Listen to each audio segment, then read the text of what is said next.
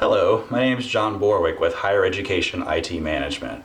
And the purpose of this video is to talk about the terms policy and procedure and contrast them.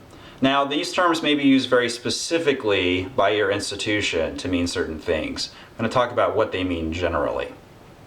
So, a policy is a set of assertions about what is or is not allowed.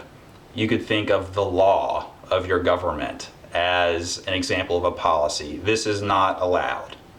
Or you could think of an IT password policy where the policy would say you are not allowed to share your password, you are not allowed to type it in when someone's looking over your shoulder. So just what's okay and not okay.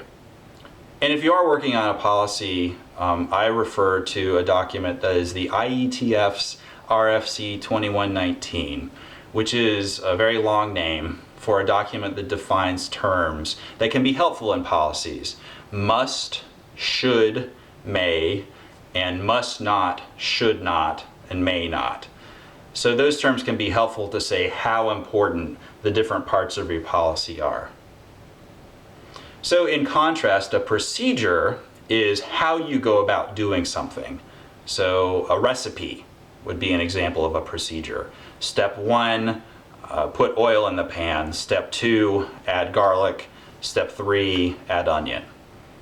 So an IT procedure might be a security incident response procedure. So if there has been an incident, step 1 is turn off the network. Step 2 is notify maybe the chief security officer. Step 3 is to take the physical asset and put it in a safe, or whatever those set of steps are for you.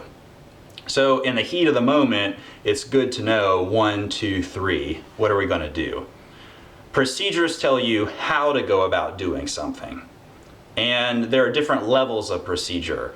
From a high level, let's say business process, like admitting students, to a procedure like how to make a decision about one student, to sub-procedures all the way down to work instructions, where a work instruction is, this is what you type into the computer, this is exactly how you do this thing. So people can sometimes get tripped up trying to put too much detail into a higher level process or procedure, and it's totally fine to have multiple layers if you need them. So procedures also can benefit from having defined triggers, inputs, and outputs. So a trigger is when the procedure is to happen, or how you know to start the procedure. And the inputs and outputs are what this procedure needs and then what it provides. So a procedure and a policy are similar in that they are both official ways that your organization or sub-organization wants to operate. But they're different in that the policy says what is allowed or not allowed. Doesn't really matter how it happens, this is allowed or not allowed. And a procedure says here are the steps that you take to do something.